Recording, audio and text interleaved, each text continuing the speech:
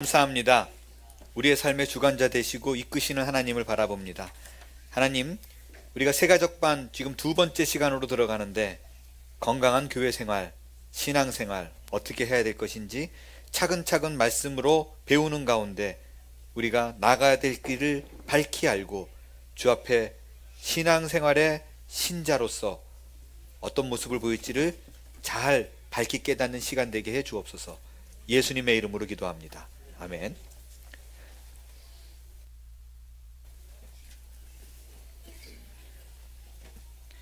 두 번째 시간으로 건강한 교회 생활 가이드라는 제목으로 말씀을 듣도록 하겠습니다. 이 과에서 배울 그런 목표는 건강한 교회관입니다. 교회를 내가 어떤 눈으로 바라보는가, 교회 생활을 어떻게 해야 되는가 라는 부분이에요. 여러분, 지금 한국에 있는 교회들이 굉장히 문제들을 많이 일으키고 있죠. 그게 왜 어떤 담임 목사가 어떤 큰 실수를 해서 문제도 아니고요. 어떻게 몇몇 명에 되는 사람들이 세상 사람이 상식적인 거인데도 불구하고 그 상식을 무시하고 지멋대로 또 하는가라는 부분에 있어서는요, 다른 거 아닙니다. 교회관이 잘못되어 있어서 그래요. 하나님께서 이 땅에 교회를 세운 목적, 그 이유를 왜곡해서 바라보기 때문에 모두 다 생기는 문제입니다. 현재 한국에는 가나안 교인이라고 그러죠. 가나안 교인이 뭔지 아세요?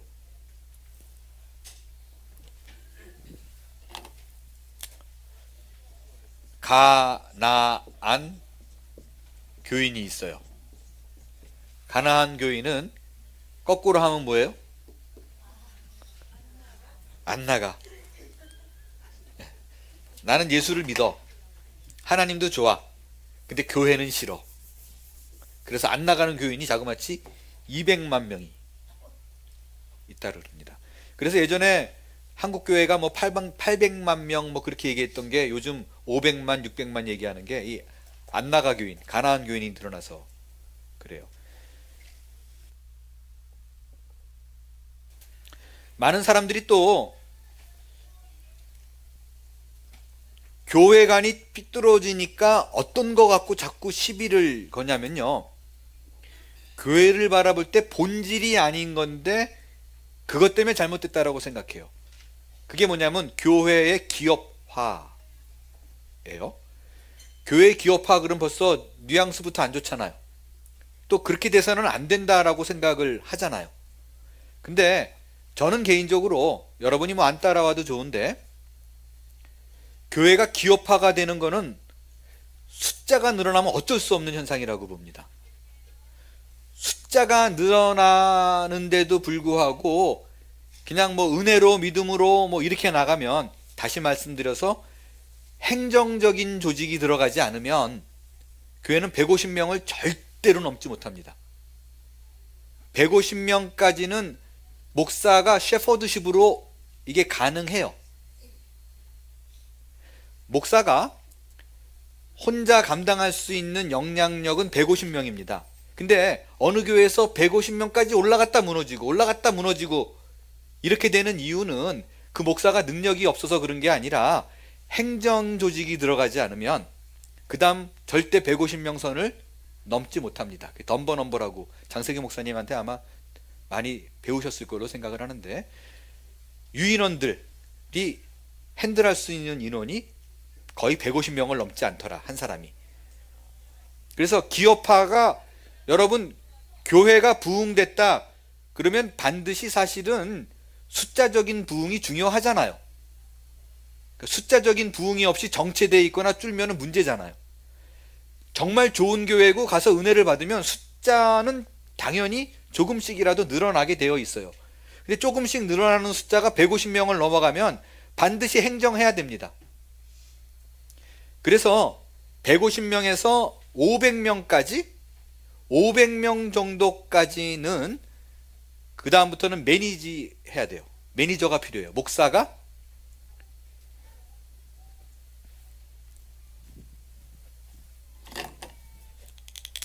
한 사람의 목사가 개척해가지고 150명까지는 셰퍼드십이면 돼요. 이때는 목사가 특별하게 어떤 뭐라 그럴까, 탤런트가 그렇게 없어도 돼요.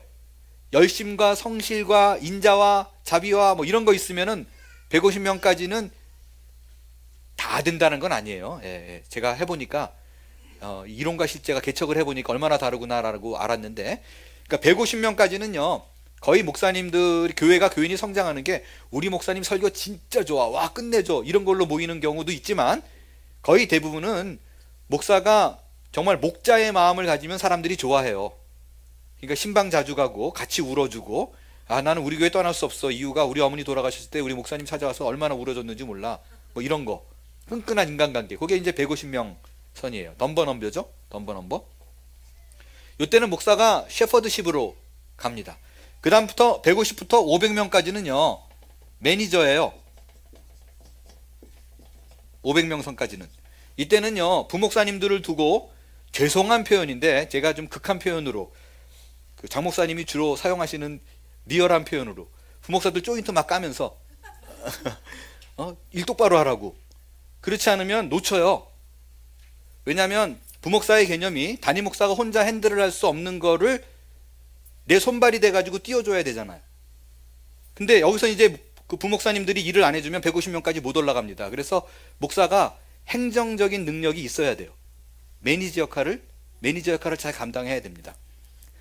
이 500 넘어가면서 1000명까지는, 그 다음부터는 이때 비로소 리더십이 발현이 돼요. 1000명까지.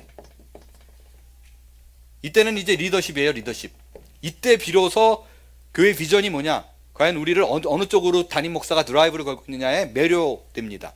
그래서 교회가 어느 방향으로 가는 거에 대해서 사람들이 한 마음으로 모아지는 것은 이제 500명 넘어가면서 리더십이 발현이 되기 시작을 합니다. 1000명이 넘어가면서부터는요 그 리더십 아니에요. 커맨더십이지. 그 다음부터는 담임 목사 비잉 자체가 일을 해요.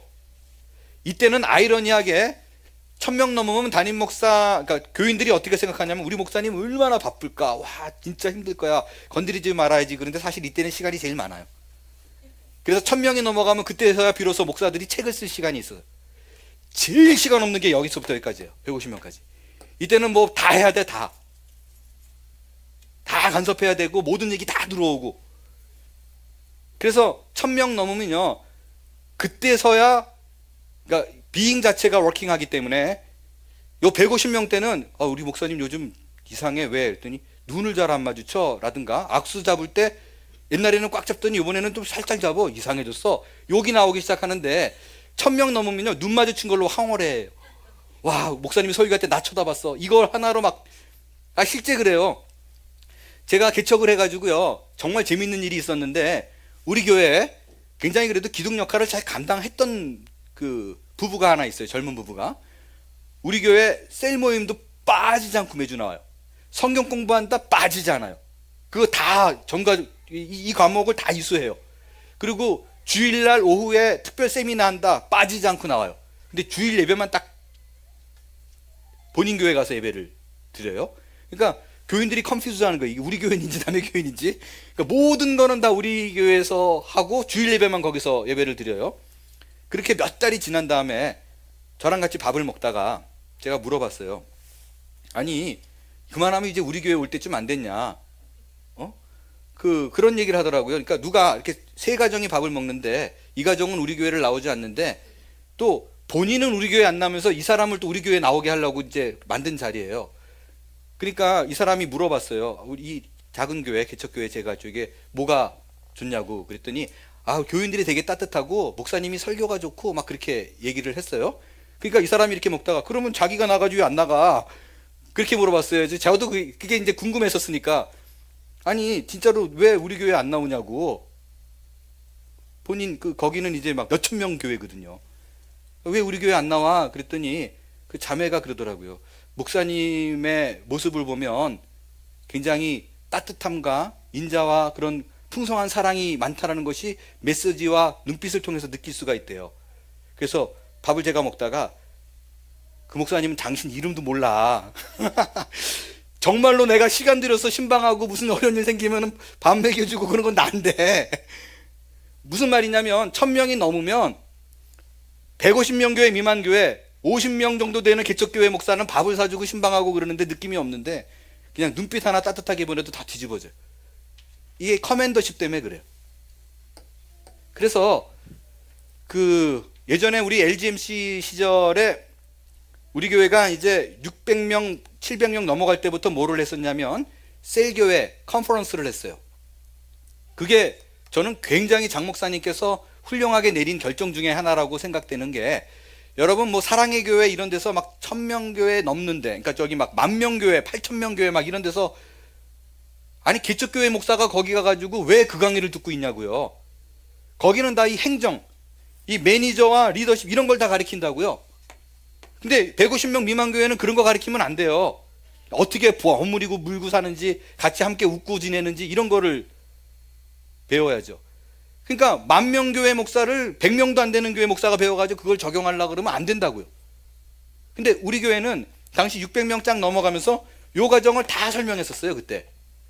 그래서 사실 그때 찾아온 목사들이 되게 좋아했어요. 요 작은 교회에 있어서 이루어지는 일들을 다 배우니까. 그래서 여러분들 교회가 기업화되는 것은 뭐라 그럴 게 정말로 안 돼요. 그렇게 안 되면 안 된다고요. 문제는 뭐냐면 그것이 기업화가 됐느냐 안 됐느냐라는 것보다도 그 기업화가 목사의 개인 사유화가 될 때 문제예요. 권력이 되고 돈을 맘대로 움직이고 그럴 때가 저는 문제라고 생각을 하는 거예요. 행정을 할 수밖에 없다니까요. 그리고 대형 교회가 왜 필요해요? 개척교회 같이 50명 미만 교회는요, 자기 교회 먹고 살기도 힘들어요. 교회가 있으면 커지면 아무래도 헌금 숫자가 늘어나죠. 재정이 우리 교회에서 자기 교회 안에서 감당할 만큼 이상의 헌금이 들어와요. 그때 비로소 사실은 선교를 막 할 수 있어요. 선교지를 가본 사람들은 금방 알아요. 그분들에게 빵 나눠주지 않고 모여라 그러면 안 모여요. 또 선교팀이 자꾸 가가지고 우물도 파주고 병원도 지어주고 학교도 지어주고 다 돈이잖아요. 엄밀한 얘기로. 그걸로 믿음으로 가가지고 다 모여라, 안 모여요, 안 모여요. 그러니까 돈이 있어야 선교도 할 수 있다고요. 돈이 재정적으로 넉넉하려면 교인 수는 사실은 무시할 수 없는 거거든요. 또 교인 수가 50명밖에 안 되는데 재정이 넘친다 그러면 몇몇 사람들이 크게 헌신하는 거예요. 그것도 굉장히 문제예요. 골고루 다 내 교회로 사랑하고 헌신해야지 몇몇 사람들의 헌금으로 운영되어지는 거, 그것도 굉장히 위험한 거라고요. 그래서 행정이 들어가고 조직이 들어가고 기업화되는 건 그렇게 문제 삼지 않으셔야 돼요. 근데 그거를 개인적인 목적으로 자꾸 쓴다거나 그럴 적에 시비를 걸 수 있다는 거죠. 또 저희 개인적인 견해를 얘기합니다. 그러니까 받으셔도 되고 안 받으셔도 돼요. 세습에 관해서 지금 막 그냥 뭐 인간적으로 세습이 말이 되냐, 이것이 무슨 왕족이냐 막 이러고 문제하잖아요. 저는 개인적으로 세습을 문제 삼진 않아요. 세습이 잘못된, 또 미국에는 세습 거의 대부분 세습하잖아요. 저기 누구죠? 빌리 그레함도 뭐 그랬었고. 세습 자체를 저는 문제 있다라고 보지 않아요. 왜 그러느냐? 여러분 그 한국의 시골 가난한 집 교회 가잖아요. 대부분 세습이에요. 근데 그거는 문제 안 삼잖아요. 왜? 그러니까 세습이라는 그 단어 자체가 규정돼서 문제가 되면 안 돼요. 거기는 당연하게 생각하거든요. 왜? 아무도 목사가 그 시골 교회에 올라 그러지 않아요. 정말 먹기 살기 새끼를 걱정하는 시대가 아직도 시절이 거기 작은 교회들은 있어요. 아무도 올라 그러지 않고 테이크케어 적은 없는데 아들에게 물려줬어. So what? 그게 뭐에 문제돼요? 근데 만약에 그게 세습은 무조건 안 돼 그러면 그 교회는 누가 맡아요? 이해되시죠?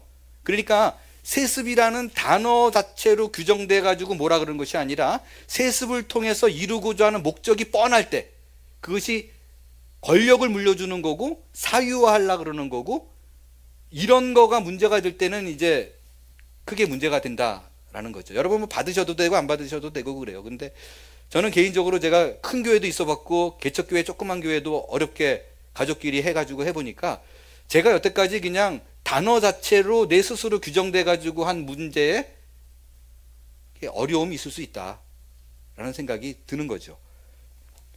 이건 뭐 제 개인적인 견해입니다. 받으셔도 되고 안 받으셔도 되고요. 성경에 세습은 안 된다 뭐 이런 게 써 있는 게 아니었기 때문에. 자, 암송요절, 내가 교회에 가로에 답을 다 써서 오신 걸로 믿고 내가 교회에 일꾼 된 것은 하나님이 너희를 위하여 내게 주신 직분을 따라 하나님의 말씀을 이루려 합니다. 신분이 변화됐어요. 이제 왕의 자녀가 됐습니다. 하나님의 백성이 되고 자녀가 됐어요. 그러면 이제 그 나라에 걸맞는 일꾼이 필요하죠. 그 일을 감당해 나가는 게 이제 세가족반이에요. 그래서 어떤 식으로 일꾼을 감당하게 되느냐, 일꾼이 이제 감당을 할 수 있느냐라는 부분에서 먼저 예배의 중요성을 알아야 됩니다. 예배가 뭔가? 예배 생활이 견고해지지 않으면 다른 거 다 무너집니다. 제가 최근에 너무 감동받은 일이 있어요. 여러분, 제가 최근에 우리 한몸교회 와가지고 많은 교우분들이 좋은 피드백을 준 것 중에 하나가 설교 후 찬양이에요. 설교 후 찬양인데, 최근에 제가 이제 그 설교 마지막, 근데 여러분 그 마지막 곡은 설교가 다 준비 끝난 다음에 마지막에 나오죠. 그래야지 본문하고 연결이 돼야 되니까. 근데 어느 분이, 우리 찬양팀 중에 한 분이 문자를, 이메일을 주셨어요. 목사님, 가능하면 하루 이틀이라도 먼저 찬양을 보내줄 수 있느냐. 그러면 지금보다 200% 업그레이드 된 찬양으로 예배를 섬길 수 있습니다. 나는 얼마나 가슴이 뭉클한지. 저한테는 사실 힘들거든요, 그거는. 근데도 모두가 그 예배의 중요성을 알고 이런 것으로 하나가 되겠다는 의지가 있다면 뭐가 되겠다라고 싶으니까 막 짜릿짜릿해지더라고요. 이런 식으로 마음이 모아지는구나 라고 생각되니까. 그래서 여러분이 예배를 형식이 아니라 그때 내가 정말로 하나님을 만나겠다라는 그런 각오와 성실과 그런 마음가짐이 있다면 됩니다. 저는 우리 교회가, 우리 한몸교회가 정말 하나님이 기뻐하시는 교회의 첫걸음을 분명히 떼고 있고, 뭐 지금까지 잘해 오셨지만, 뭐 특별한 건 아니지만 정말 나날이 더 성숙의 모습으로 갈 수 있겠다라는 그런 막 기대가 제가 들었어요. 그 다음에 이제 봉사에 대해서 배울 거예요. 어떤 자세로, 어떤 충성으로 갖게 되는가, 교제를 한다면 왜 해야 되는가, 전도, 이런 부분까지 제가 오늘 구체적으로 여러분과 나누도록 하겠습니다. 늘 말씀을 드리지만 세가족반은 새생명반과 달라요. 어떤 이론을 배우는 게 아니라 여러분이 어떤 행동을 해야겠다고 끌어내야 되는 부분이기 때문에 여러분의 부담도 있고 헌신도 있고 뻔한 얘기이기 때문에 지루함도 있을 텐데, 그거를 지루하게 느끼지 않고 해내야겠다라는 결단과 각오로 좀 들을 수 있게 되길 바라요. 그러면 그냥 또 머리만 짜고 아무 소용없어요. 하는 아무런 이유가 없습니다. 자, 우리는 홀로 살아가는 존재가 아닌 까닭에 이 세상에 태어나는 순간부터 가정 안에서 부모, 형제, 자매와 공동체를 이루며 살아가게 됩니다.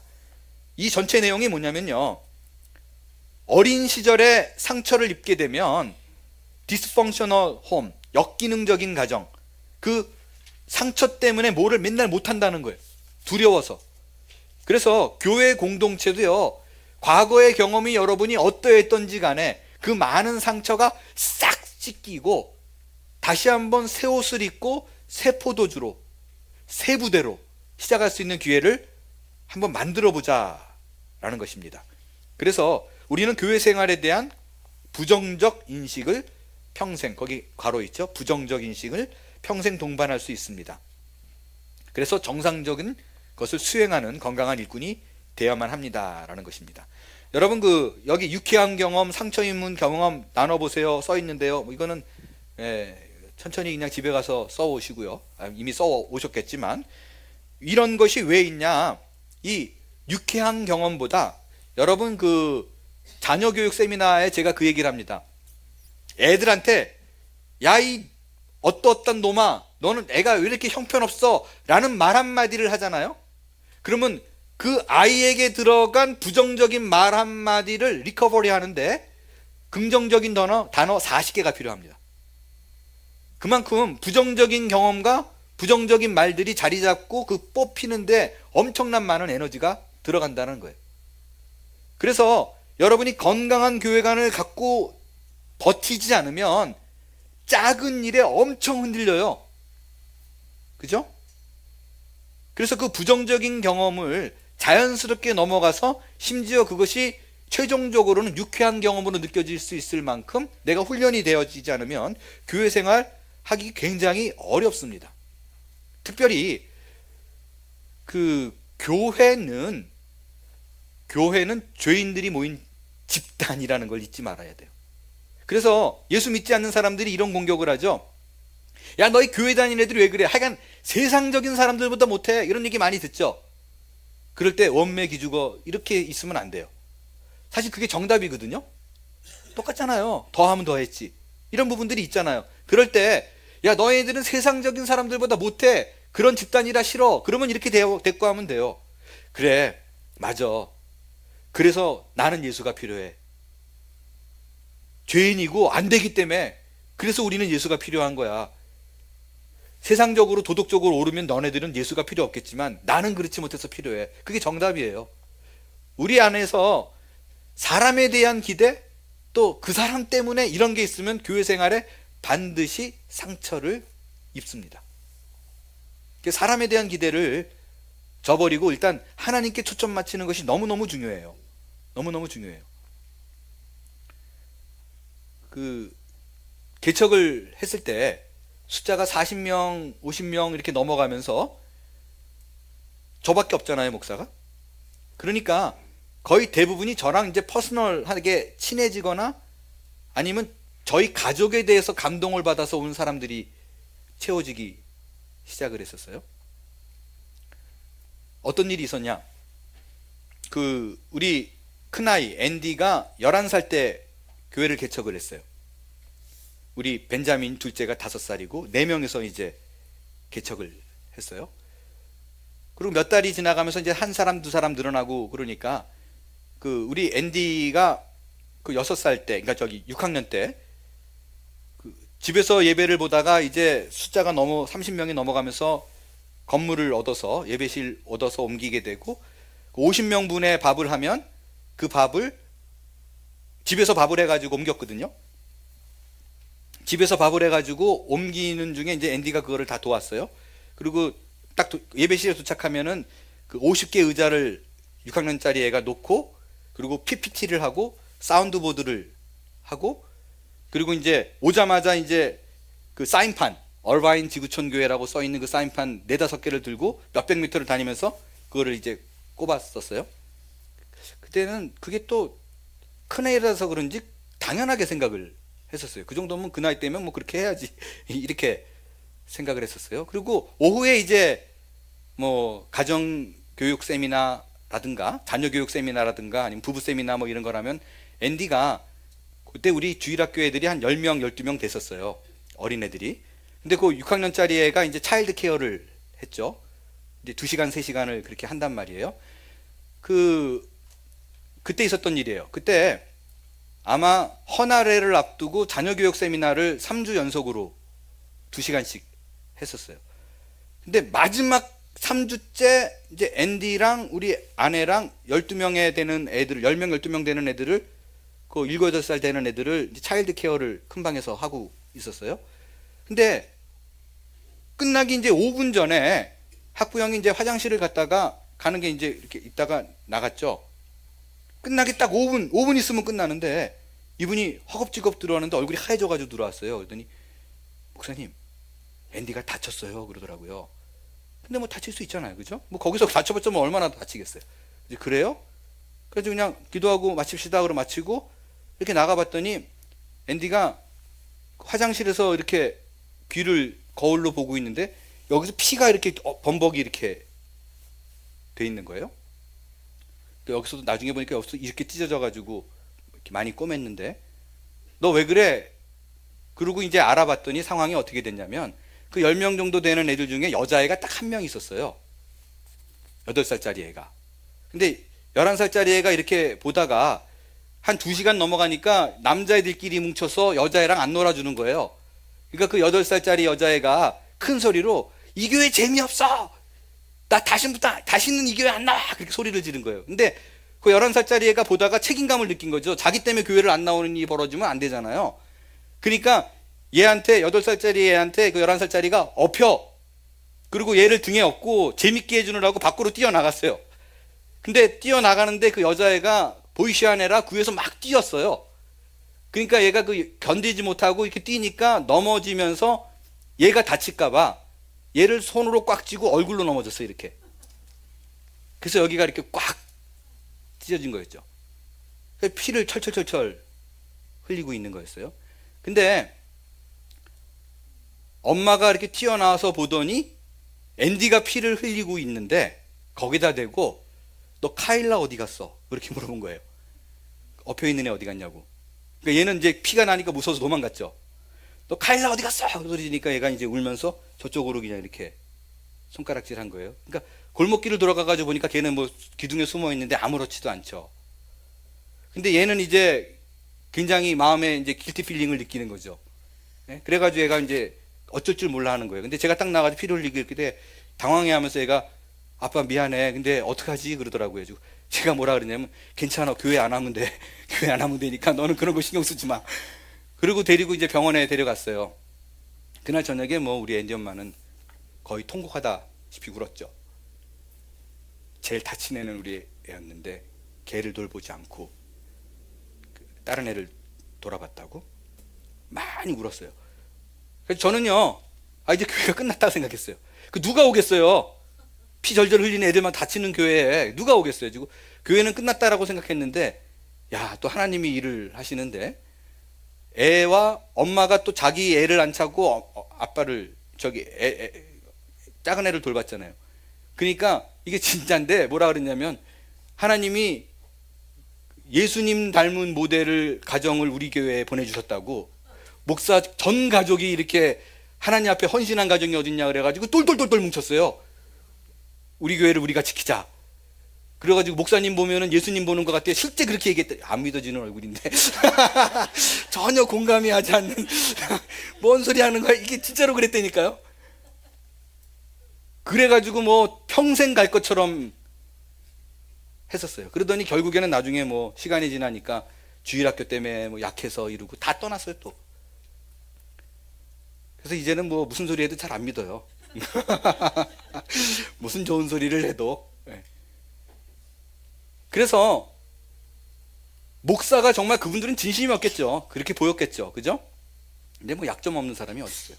그리고 개인적인 이득을 따져봤을 때 그렇지 않다라는. 그래서 사람을 존경해서 사람 때문에 그러면 교회는 뭐 반드시 하나님께서 그 사람을 칩니다.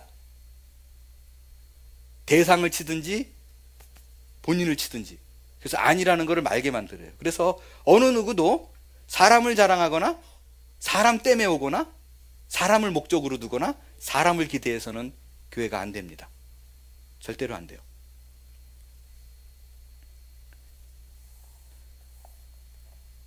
개척교회 그때 또 재밌는 일이 있었던 게 설교를 하는데 어떤 나이 드신 분이 딱 앉아 있는데 벌써 포스가 달라요. 딱 찌려보는 게 뭔가 막 기가, 저는 만화에서 보는 기 나오는 거 있죠? 막 이게 앉아 있는데 그 기가 막 뿜어져요. 이제 뭐 하시는 분이지? 그리고 이제 간 다음에 예배 끝난 다음에 식사를 드셨어요. 그랬더니 이분이 뭐라고 얘기했냐면 저한테 얼바인에 굉장히 큰 교회예요. 지금 몇천 명 모이는 교회인데 그 교회가 1600명이 있을 때까지 자기가 개척 멤버 때부터 있었대요. 근데 어느 날 보니까 목사가 아니더래. 그리고 목사가 자꾸 비리를 행하는 것 같더래요.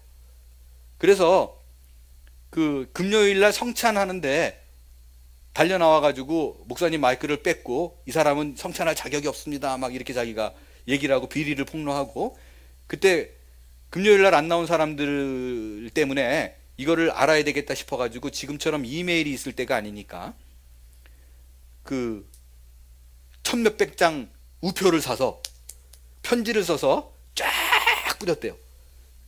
전 교인들이 알아야 되는 사실이라고. 그래서 그 교회가 뭐 어려움이 있고 그랬대요. 그리고 자기가 그 교회가 그러니까 저렇게 자리 잡게 된 게 자기 때문이라고 얘기하시더라고요. 그래서 어느 순간 깨달았대요. 내가 교회를 바로 세우는 사명을 받았구나. 그래가지고 다니면서 이제 목사가 잘못되고 이 교회 잘못된 거를 다니는 곳곳마다 파헤치고 다니신다고. 그러면서 본인이 로마서를 잘 가르치니까 나한테 로마서를 가르칠 권을 달라고 뭐 또 그렇게 얘기를 하시더라고요. 얼마나 겁나요. 근데 이분이 근데 오늘 뭐라고 얘기하시냐면 제가 근데 예배를 딱 드리고 보니까 저는 지금 나온다 그러면 어떡하나 이렇게 생각하는데 이 교회는 안 나와도 되겠대요. 그래가지고 왜 그러냐고 그랬더니 목사가 보니까 그릇이 뭐 그렇게 교회가 클 것 같지도 않아가지고 뭐 그냥 이 교회는 건드릴 필요가 없을 것 같아서 내가 갑니다. 그래서 속으로 아멘 할렐루야. 여러분, 근데 그런 교인이 우리 교회도 올 수 있어요. 그렇잖아요? 어떤 관점으로 어떻게 봐야 되냐 그러면 사람 때문에 떠나거나 사람이 한 말로 영향을 받거나 그런 일이 안 벌어진다라는 거예요. 정말 명심해 주시기 바래요. 교회는 사람 보고 가는 것이 아니라 하나님을 본다. 다만 뒤에 나오지만 우리에게 주어진 사명은 둘러있는 이웃을 돌보는 거다. 그게 핵심이에요. 그게 2번입니다. 신학자들은 교회의 4대 기능을 예배, 봉사, 교제, 선교라고 주장을 했습니다. 이 4가지 기능은 각각 누구를 대상으로 한 것인지 말해 보십시오. 그 가로 다 적으셨죠? 그러니까 이렇게 생각하시면 돼요.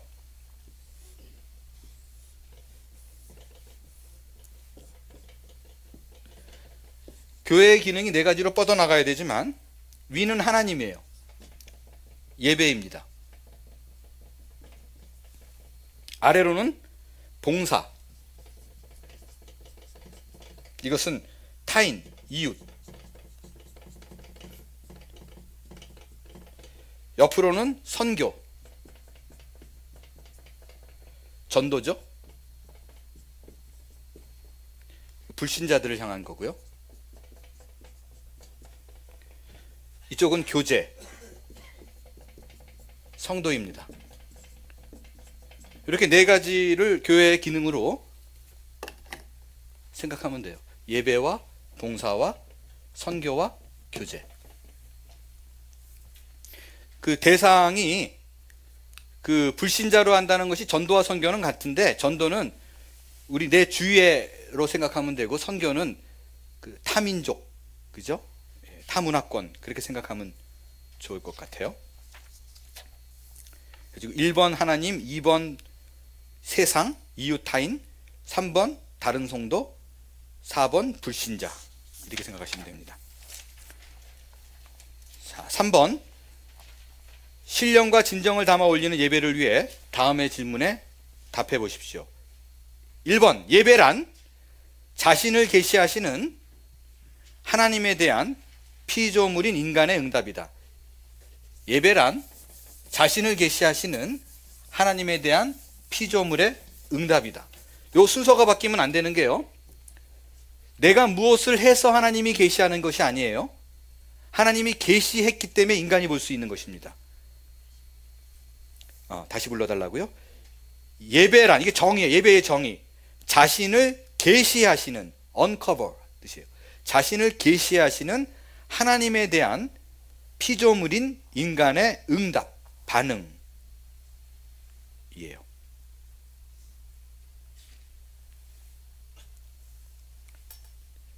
되셨죠? 자, 지금 이거 포인터 좀 주세요. 포인터가 아니라 이거 포인터네. 그거 좀 줄래요? 예, 이거 말고 이거는 이거는 포인터고요. 예, 그거 주세요. 고맙습니다. 땡큐.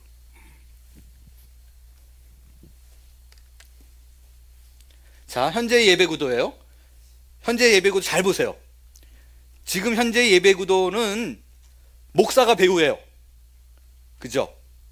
그래서 모든 포커스가 예배 때 목사에게, 이게 뭐 거의 80% 90% 아닌가요?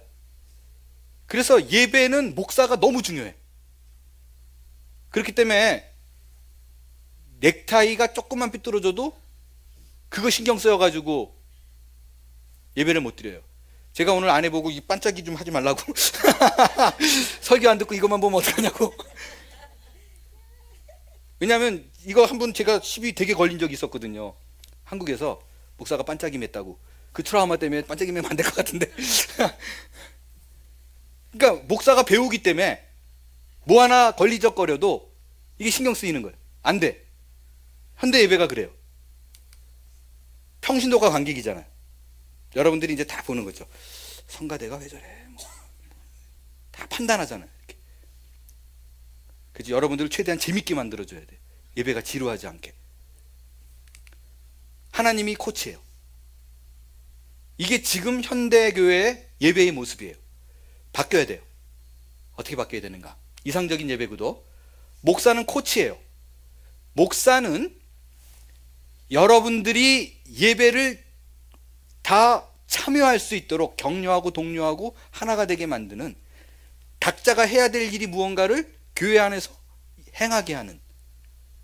그래서 목사가 뛰어다니기보다 여러분들이 함께 할 수 있는 구조로 만드는 게 목사의 역할이에요. 그게 제가 페이받고 하는 일이에요.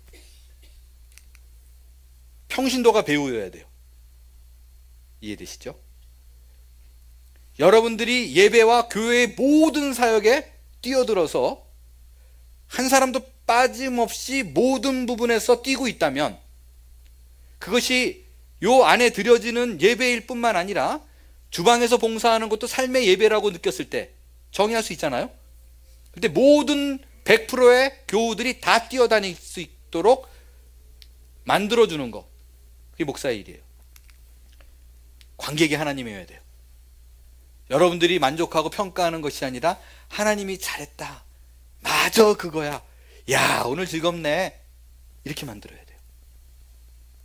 그래서 한몸교회는 이 방향으로 갈 거예요. 한몸교회는 관객이 있기 때문에 배우는 반응을 하는 거라고 하는 거죠. 그래서요, 예배 때 그래도 요즘은 많이 감사하게 반응도 하시고 웃기도 하시고 대답도 하시고, 좀 더 하셔야 돼요, 사실은. 왜냐하면 성경에서 여러분 아시지만 다윗이 성계가 들어올 때 어떻게 했어요? 춤을 췄죠. 바지춤이 내려갈 정도로. 다말이 그거 보고 채신머리 없이 저게 뭐야 그랬다가 혼났잖아요. 죽을 때까지 자식이 없었어요.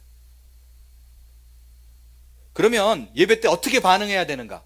하나님이 원하시는, 여러분이 다 배우라면, 관객 대신 하나님을 만족시키려면 어떻게 해야 되는가?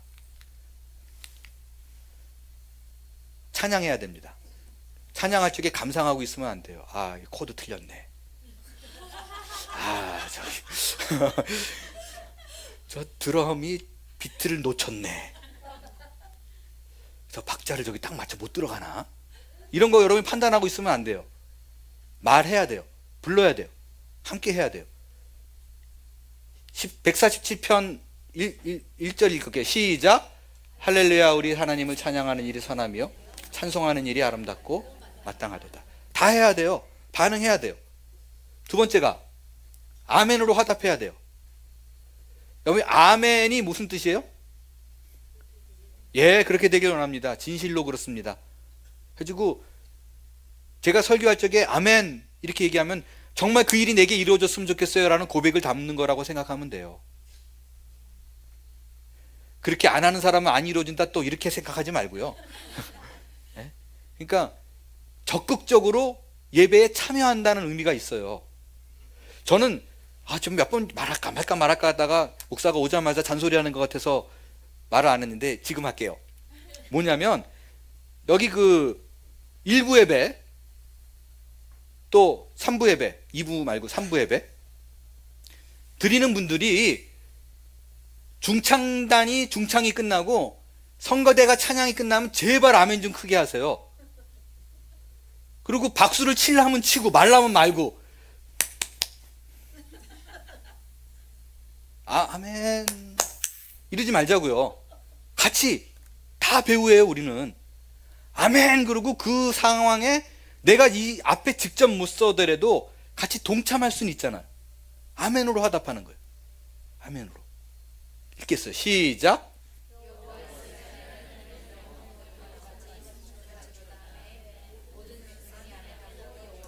예, 할지로다 그러면 아멘 하는 거예요. 그렇게 할 줄로 믿습니다. 이거 갖고 안 된다고요. 그렇게 할 줄로 믿습니다. 예, 그렇게 하자고요. 그렇게. 예.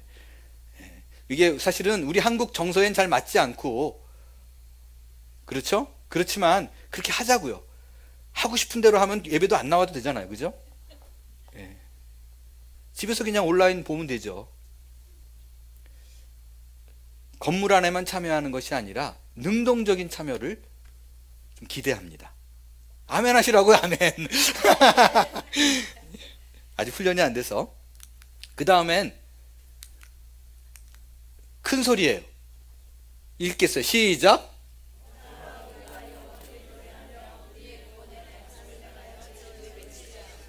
여러분 이게 문화 때문에 그래요. 우리 한국인 정서는 유교 문화 때문에 점잖고 조용해야 되는 걸로 아는데, 예배는 원래는 하나님이 원하시는 예배는 굉장히 시끄러워요. 와 외치고 박수치고 뭐 저기 느헤미야서를 보세요. 아주 주야장창 그 성곽 위를 뛰어다니면서 크게 외친다고요. 그게 예배예요.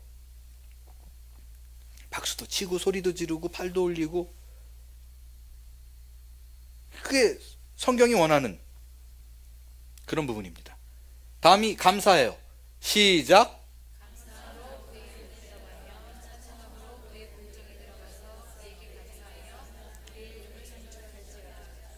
감사는 제가 하나를 더 넣었어요. 시작.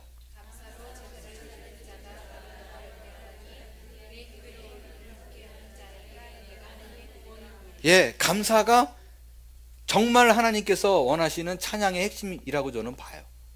어떠한 상황에서든지. 그러니까 저는 어제 사실은 그 우리 유스 아이들이 그 브릿지볼 나가가지고 행사를 하기로 되어 있었어요. 수고하시는 우리 분들이 지난번 거 캔슬돼가지고 이번에도 막 엄청나게 준비를 했는데 또 캔슬이 된 거예요. 아 무슨 준비를 그런 식으로 해? 뭐 이렇게 말할 수 있잖아요. 그것도 미리 분명히 일주일 전부터 이게 비 온다고 내 있었는데. 근데 와가지고 저는 계속 감사했어요. 비 와가지고 다행히 추운 날 애들 뛰어나가가지고 감기 안 걸리게 해서 고맙습니다. 또 여기 와가지고 우리 교우들끼리 교제 나누면서 유쾌한 시간을 보내게 하심을 감사합니다. 감사거리가 굉장히 많이 나오더라고요. 이렇게 성실한 우리 학부형들 또 보게 하시니 감사합니다. 감사로. 그 다음이 기쁨이에요. 그러니까 기뻐하는 것이 너희의 힘이니라. 주 앞에서 우리가 기쁨을 표현하는 거예요. 그 다음에 이제 뭐 회개, 그죠? 죄를 자복하고 헌신하고 결단하고, 너희가 섬길 자를 오늘 택하라. 오직 나와 내 집은 여호와를 섬기겠느라. 예배 때 결단하는 거예요. 예배 때 그냥 오늘 말씀 좋았네, 속이 다 후련하네, 이게 아니라 그냥 그러면 내가 과연 어떻게 살아낼 것인가를 생각하는 거예요. 그게 예배 때 이루어지는 거예요. 찬양에 대해서 구체적으로 좀 나누고 싶은 건 좀 뒤에 가서 제가 여러분과 더 나누도록 하겠어요. 자, 참된 예배의 축복은 하나님의 임재를 경험하게 됩니다. 하나님의 만지심, 안아주심, 터칭 뭐 이런 거예요. 마태복음 18장 19절 20절 함께 읽을까요? 시작. 진실로 다시 너희에게 이르노니 너희 중에 두 사람이 땅에서 합심하여 무엇인지 구하면 하늘에 계신 내 아버지께서 그 아들을 위하여 이루게 하시리라. 두세 사람이 모인 곳에는 나도 그들 중에. 야, 두세 사람이 모인 곳에 있겠다 그러는데 이건 너무 확실하지 않아요? 그죠? 여기 항상 계신다라는 그 임재를 느끼는 게 되게 중요해요. 그 피지컬리 막 이렇게 터칭이 이루어지지 않더라도 분명히 함께 계신다라는 그 믿음이 오늘의 내 태도를 다르게 합니다. 그리고 제가 그런 얘기를 많이 해요. 이거는 성경에 나와 있지 않는 목회 경험적인 얘기입니다. 그래서 꼭 진실과 진리는 아니에요. 근데 제가 지금 뭐 거의 30년 목회를 하다 보니까 느끼는 게 뭐냐면, 예수를 막 믿은 사람들 혹은 이제 좀 믿어보려고 하는 사람들일 경우에, 그럴 때는 제가 3년 동안 돼도 안 되는 말도 안 되는 기도 막 하라 그래요. 이게 말이 돼? 라는 기도 하라 그래요. 그러면 거의 경험적으로 보면 그 초신자들에게는 하나님이 말도 안 되는 기도를 막 들어줍니다. 왜? 그때는 뭐가 필요해요? 내가 믿을만해. 경험이 필요해요. 믿을만해. 내가 창조주라니까, 내가 절대자야, 주권자야라는 것을 어떻게든 젖먹이 단계에 있는 애들한테는 알려줘야 돼요. 울면 젖먹여, 이걸 알려줘야 돼. 그래서 그때 많이 기도를 해야 된다고 제가 가르칩니다. 지금도 내가 기도 생활을 잘 안 했는데 이제 해볼까 한번 해보세요. 그때 말도 안 되는 기도부터 막 해보세요. 근데 좀 성숙하면 그 다음부터는 안 들어요. 하나님께 맞지. 네가 지금 그런 기도할 때야. 그러고 좀 성숙한. 그러니까 고전에 많이 해야 돼요. 그 우리 교회 같은 경우에 그 제가 말씀드렸지만 한 3, 40명 될 때까지 한 가정 빼놓고 다 예수 안 믿는 사람이었거든요. 별의별 일이 많이 일어났어요. 그러니까 특별히 한 자매에게 그런 일이 많이 일어났는데 우리 교회를 들어올 적에 머리 두통 있던 게 싹 없어졌다는 자매 있었죠. 그 자매는 이렇게 앉다가 깜짝 놀라서 했더니 누가 자기는 남편이 예배 중에 여기 와가지고 지금 이렇게 앉는 줄 알고 그래가지고 민망해가 눈을 딱 떴는데 아무도 없더래요. 그런 안아주심 사모하세요. 예, 사모하세요. 그게 필요하면. 중요한 건 뭐냐면 그냥 이 말씀을 그대로 믿으면 돼요. 두세 사람이 합심하여 구하면 그들 중에 함께한다. 두세 사람이 이름 모인 곳에 나도 그들 중에 있다 라는 것입니다. 그게 하나님이 일하시는 방법이에요. 자, 3번 참된 예배의 결과는 하나님의 형상을 담게 합니다. 히브리서 12장 2절 읽을게요. 시작.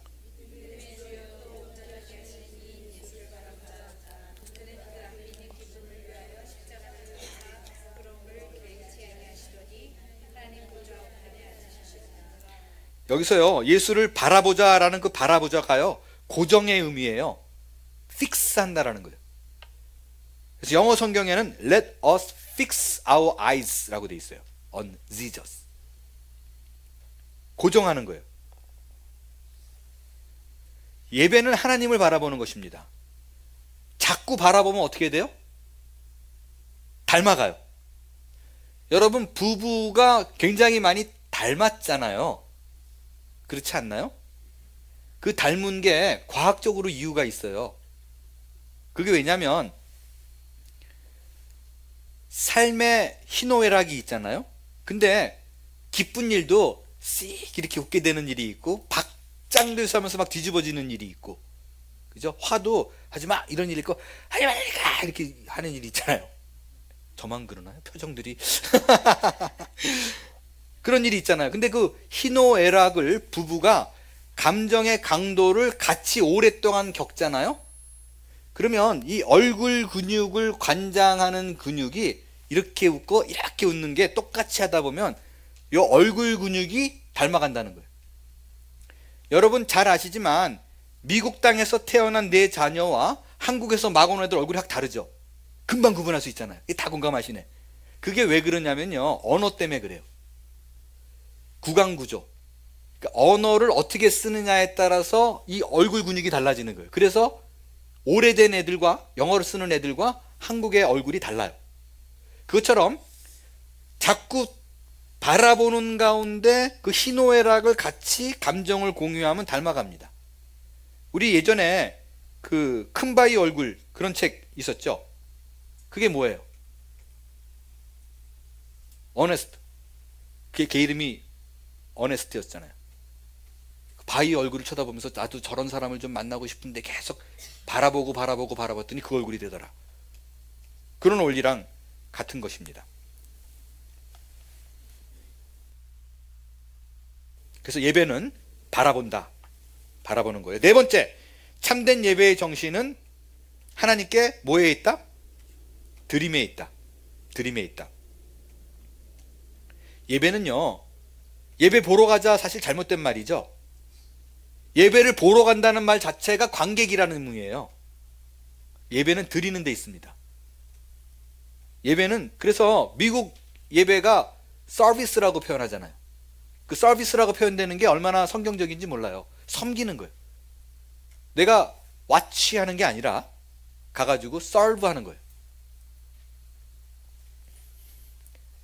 드리는 겁니다. 오퍼하고 기브하는 거예요. 예배를 드린다라는 거는요 내 소유의 주인이 누구라는 것을 가장 잘 표현한 겁니다. 요한계시록 4장 10절 읽겠습니다. 시작.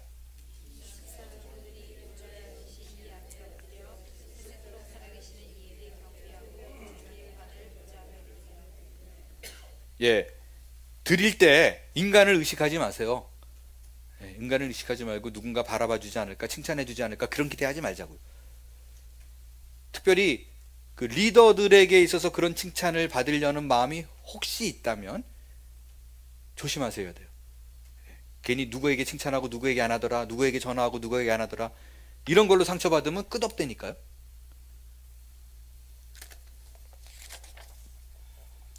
자, 예배를 통해서 뭐를 드려야 되느냐? 찬양을 드리고 기도를 드리고 헌금을 드리고 자신을 드려야만 합니다. 찬양을 드린다 그럴 때 제가 우리 교인들 보니까 이렇게 손을 들고 찬양하는 것에 굉장히 익숙하지가 않아요. 그죠? 왜 그럴까 생각을 해봤어요. 그랬더니 어떻게 보면 뭐 제가 잘은 모르겠지만 손을 든다라는 것에 대한 미닝을 배우지 못했던가?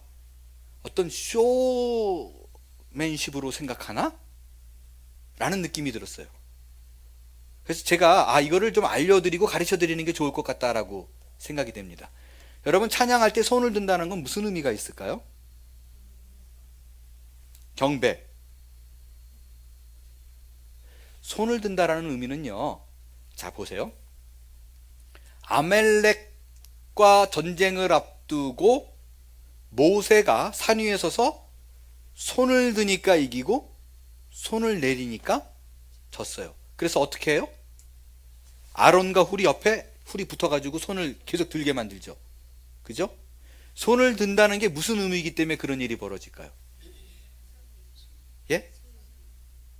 손을 든다라는 건 항복이에요. 항복.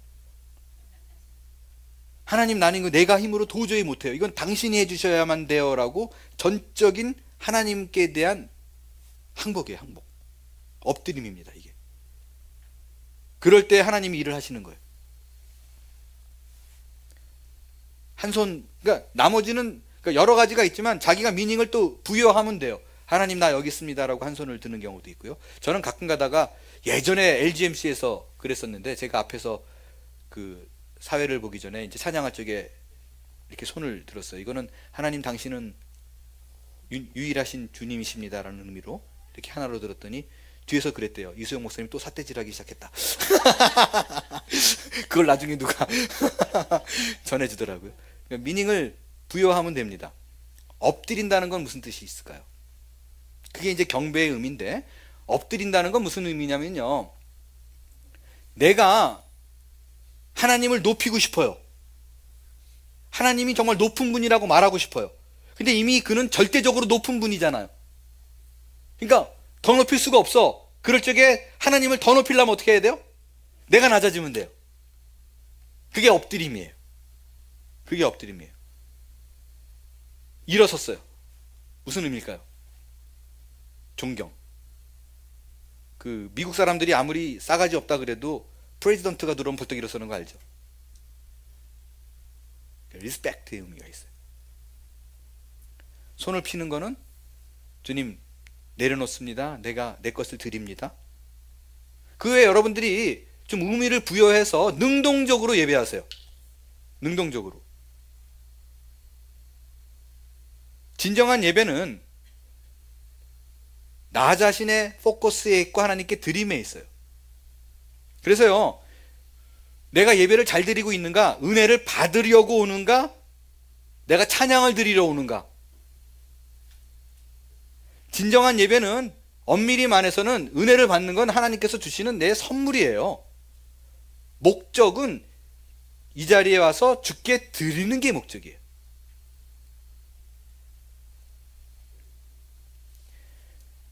헌금을 드립니다. 제가 개척을 하니까 믿지 않는 분들이 와가지고 예배를 드리고 그러니까 헌금이 거의 안 나와요. 사실은 신앙의 수준만큼 나오잖아요. 그러니까 거의 안 나와요. 그냥 점심밥을 반찬을 싸가지고 와가지고 이렇게 헌금이라는 개념 없이 그러는 경우가 있었지, 이렇게 하는 경우가 없어요. 그런데 가끔 가다가 큰 액수의 헌금을 하시는 분이 있으면 인간적인 생각으로는 고맙죠. 교회를 위하는 마음이고 또 목사를 위하는, 제대로 사나 이런 걱정이 되는 거고 고맙죠. 그런데 또 지나가다가 또 아는 분이 헌금을 또 해요. 그렇잖아요. 그러면 저는 개인적으로요, 그분들에게 감사 레터를 보내지 않습니다. 그냥 헌금 영수증 보내죠. 사실은 막 감사합니다, 막 러브 하트 막 붙여가지고 보내고 싶어요. 그게 솔직한 마음이에요. 너무 고맙잖아요. 근데 그렇게 안 해요. 왜 그렇게 안 하냐? 이분들이 헷갈릴까봐. 이분들이 헷갈릴까봐. 하나님께 드린 거잖아요. 그럼 목사가 감사할 일이 뭐 있어요? 자기 복인데. 엄밀히 말하면. 그죠? 그게 사실은 1 더하기 1은 2처럼 공식이잖아요. 개인적으로는 고맙다니까요. 근데 그래도. 근데 그렇게 하는 순간 교인이 혹은 성도가 헷갈릴까봐 그렇게 하지 않습니다. 그래서 우리 교회에서도 저는 그랬으면 좋겠어요. 여태까지 해왔던 방법이라 그걸 제가 뭐 어떻게 바꾸거나 그러고 싶지는 어려울 것 같은데, 우리 교회, 그러니까 물질로, 그죠? 그러니까 돈으로 헌금하시는 분이 있고, 가끔 가다가 밥을 내시는 분이 있어요. 근데 저는 개인적으로 봐도 하는 게, 밥을 내는 분은 또 주보에 나오고 광고를 해요. 이게 저는 좀 불편해요. 이해하시겠어요? 어떤지? 저걸 광고하면 더 많이 또 격려가 된다는 걸 누구보다도 잘 압니다. 제가 교회 생활 1, 2년 한 사람도 아니고. 그런데 그렇게 자꾸 광고를 하다 보면 정말 충성되게 꼬박꼬박 헌금하시는 분들은 한 번도 광고가 안 되는 거잖아요. 그러면 흔들릴 수 있잖아요. 근데 흔들리는 분이 안 계세요. 제가 보니까. 모르겠어요. 저는 사실은. 우리 교회 잘 지금 헌금이 얼마, 주보 보고 제가 아는 거지. 근데 모르기 때문에 더 불안할 수 있는 것 같아요. 혹시 그런 일을 상처받는 일이 벌어지면 어떡하나. 괜히 그거를 이름 나는 거를 더 내세우면 어떡하나. 하나님께 드리는 겁니다. 그죠? 하나님께. 저 이 말하고 땀나요. 혹시 오해하실까봐. 오해 없으시죠? 정말 그렇지 않았으면 좋겠어요. 오해하지 마세요. 고맙다니까요. 사실 밥을 내건 뭐 헌금을 하건. 근데 그걸 고맙다고 제가 어프리시에이션을 하는 순간 바라보는 대상이 흔들릴까봐, 칭찬받으려는 인간적인 마음이 들까봐, 그게 제가 두려워요. 순수한 마음으로 하나님께 드리고 있는데.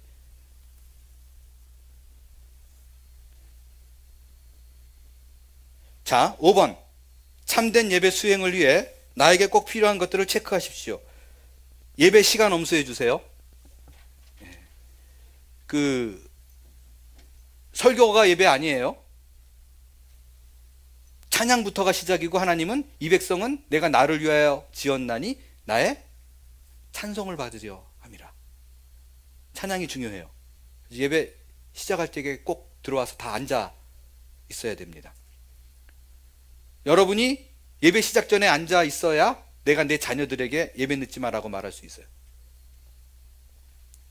일찍 와서 5분 일찍 와서 기도로 마음을 준비해 주시고, 집중적 찬양, 찬양할 때 관람하지 마세요. 모르면 모르는 대로 그냥 따라 하세요. 능동적이어야 돼요. 헌금 드려야 되고, 설교를 집중 정청하고 아멘으로 화답하고. 여러분, 이런 거에 있어서 좀 능동적으로 참여할 수 있게 되기를 바라요. 찬양은, 잘 들어보세요. 저 좀 보세요. 찬양은 하나님에 대하여 노래하는 것이다. 맞아요? 틀려요? 찬양은 하나님에 대하여 노래하는 것이다. 찬양은 하나님에 대하여 노래하는 것이 아닙니다. 찬양은 하나님께 노래하는 거예요. 구분을 하시겠어요? 하나님에 대하여 노래하는 것이 찬양이 되려면 하나님에 대하여 노래하는 것이 하나님께 드려져야만 됩니다. 그래서 저는 참 안타까운 게, 옛날 찬송가를 좋아하시는 분들이 많잖아요. 그럴 수 있죠. 그거는 개인의 취향이니까. 그죠? 지금의 들리는 CCM, 그죠? 그 찬양보다 나는 옛날 게 좋아, 찬송가가 좋아. 그럴 수 있어요. 근데 이렇게 말하면 안 돼요.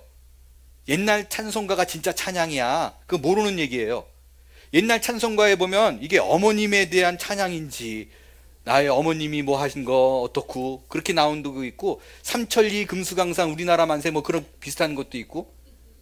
그러니까 클래식한 거라고 그것이 찬양이라고 인식하면 그건 미스하는 거예요. 틀려요. 모든 찬양은 하나님께 들려져야지만이 찬양이 되는 거예요. 어머님에 대한 얘기를 하더라도 기준이 이 어머님을 주신 하나님께 드려진 것이 아니면 찬양 아니에요. 그냥 노래지. 그래서 복음성가와 찬양은 구분해야 돼요. 지금 우리가 들리는 경배와 찬양도 구분해야 돼요. 그것이 현대음악이라고 해서 복음성가 다 이것도 아니에요. 복음성가를 부르면서도 내 중심이 하나님께 드려지면 되는 거예요. 그리고요, 예배는 능동이고 감정만이 아니에요. 행동이 따라와야 돼요. 제가 LGMC 시절이에요. 우리 한빛지구촌교회 셀교회 담당이었잖아요. 근데 제 밑으로 이제 제가 개척을 했어요. 그래서 청년을 먼저 시작해가지고 청년 1명으로 시작해가지고 5, 60명 돼서 그거를 5셀로 나눠서 분가시키고, 그 다음에 젊은 부부들을 해가지고 0커플셀 해가지고, 제가 그때 30대였으니까 그래서 또 분가시키고 뭐 이래서 제 밑으로 나간 셀 중에 한 자매가 막 울어요. 목자가 울면 찾아왔어요. 뭐냐 그랬더니 해도 너무하대요.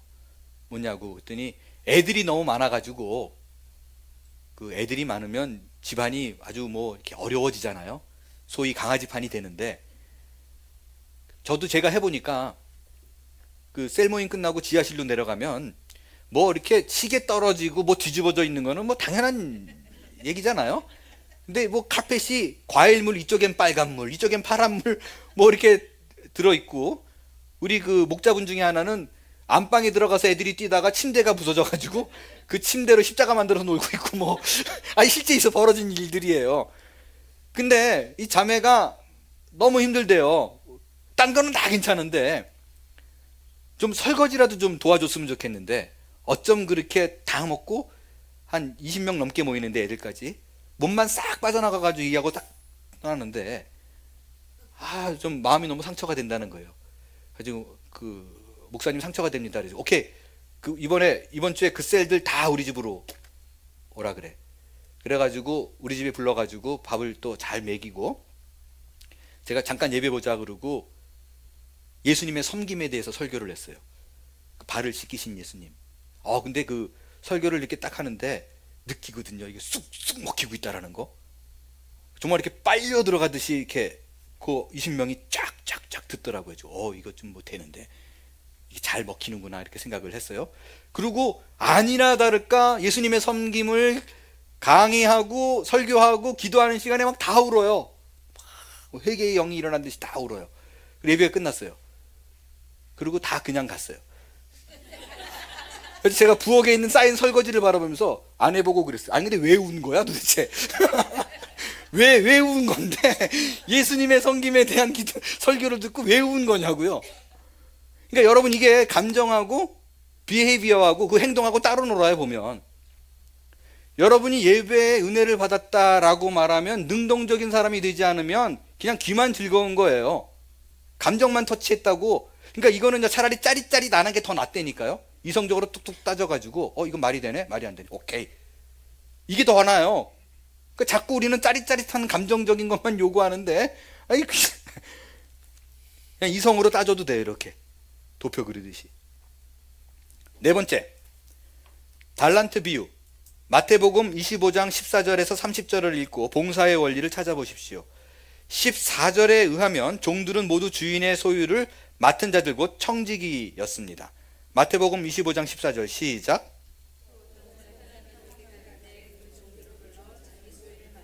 맡겼다는 거예요. 여러분, 내 거 아니에요.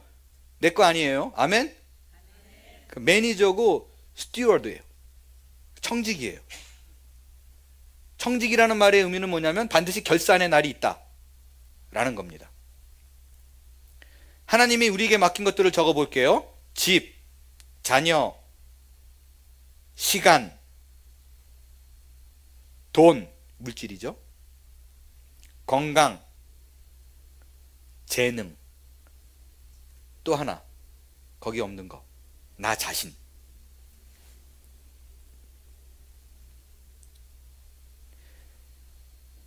어떤 사람이 예배 중에 은혜를 받았어요. 하나님께 기도했습니다. 하나님, 제가 은혜를 받았으니 참을 수가 없네요. 제가 갖고 있는 모든 거를 다 드리겠습니다. 기도를 딱 하자마자 짠짜라잔 그러고 천사가 나타났대요. 그래서 너 진짜냐? 너 진짜 다 줄 수 있어? 다 줄 수 있습니다. 은행에 지금 얼마 있어? 당당하게 어차피 다 드린다고 얘기했으니까 딱 12만 3,275불 있습니다. 오케이, 그거 교회 헌금할 거지. 당연합니다. 제가 다 드리기로 마음 먹었습니다. 그러더래요. 자, 그럼 네 월렛은 얼마인데? 이것도요? 그러더래요. 원래 이렇게 지갑을 딱 여니까 13불 25센트 그것도 내놓으라고. 오케이, 그걸 드리겠습니다. 그랬대요. 그랬더니 천사가 너 다 준다고 그러는 거 정말이냐? 진짜다. 그럼 집 누구 이름으로 돼 있냐? 아, 집 제 이름으로 됐는데 네 거 다 낸다며. 집. 그랬더니 오케이. 그리고 집 얘기해가지고 집을 천사가 적더래요. 그 집을 집이라고 천사가 적는 순간 이 사람이 근데 집은 좀 너무한 거 아닙니까?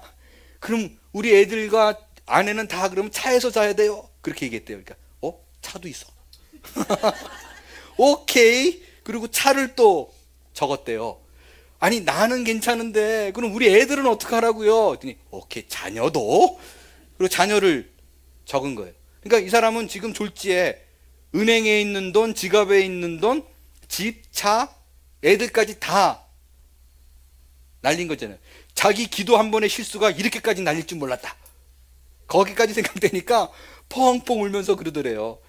정말 해도 너무합니다, 천사님. 저에겐 남은 거는 이제 그럼 제 몸뚱아리 하나밖에 없네요. 천사가 어잉? 네 몸뚱이? 오케이 그러더니 네 몸뚱아리 이러고 적더래요. 그러니까 너도 바쳐라 이거죠. 그러니까 이제 아연 질색을 해가지고 꼬꾸라지는 거죠. 이거 어떡하냐 막 그리고 통곡을 하니까 갑자기 천사가 그러더래요. 오케이, 네가 지금 이 모든 거를 하나님께 바쳤다, 인정. 그런데 내가 다시 너에게 네가 바친 이 모든 거를 네가 살아있는 동안에 빌려주겠다, 돌려주겠다. 다만 네가 기억해야 될 것은 돈, 집, 차, 자녀뿐만 아니라 너도 하나님 거라는 것을 기억해야 된다. 그렇게 얘기했다는 얘기가 있습니다. 그게 바로 스튜어드, 청직이에요. 2번 15절에 의하면 주인은 종들에게 각각 재능대로 달란트를 맡겼습니다. 하나님은 모든 우리 그리스도인들에게 자연적 재능과 영적인 은사들을 각각 다르게 맡겨주었습니다. 사람은 누구나 자신이 좋아하는 일 그리고 잘할 수 있는 일을 할 때 기쁨과 열매를 거둘 수 있습니다. 자, 넘어가겠습니다. 3번 21절을 보면 주인이 종을 칭찬할 때 종이 한 일이 큰 일이었기 때문이 아니라 작은 일에 충성했기 때문이었습니다. 이 충성을 다른 말로 성실이라고 할 수 있습니다. 마태복음 25장 21절 읽을게요. 시작.